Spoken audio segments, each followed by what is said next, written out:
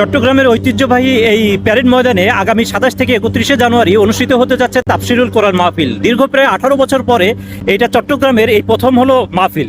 আর এই মাহফিলে উপস্থিত থাকবেন বিশিষ্ট ধর্ম উপদেষ্টা আফাম খালিদ হোসেন সহ জনপ্রিয় ইসলামী বক্তা মিজানুর রহমান আজহারী। উল্লেখ্য, সর্বশেষ 2006 সালে এ তাফসিরুল কোরআন মাহফিল অনুষ্ঠিত হয়েছিল এই চট্টগ্রামে। এরপর থেকে রাজনৈতিক পরিস্থিতির কারণে মাহফিল আর আয়োজন করতে পারেনি সংগঠনটি। মাহফিলকে ঘিরে নেওয়া হয়েছে ব্যাপক প্রস্তুতি, প্রায় 1200-র অধিক মাইকে সংযুক্ত করা হয়েছে আর শহরের বিভিন্ন প্রান্তে।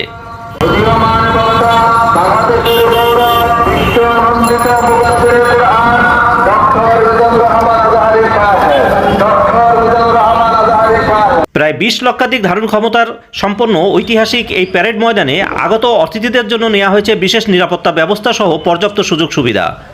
27 জানুয়ারি হতে 31 জানুয়ারি পর্যন্ত চলা এই মাহফিলে আমির হামজা এবং শেষ দিনের ডাক্তার মিজানুর রহমান আজহারী সহ বক্তব্য রাখবেন দেশের সুনামধন্য ইসলামী চিন্তাবিদ।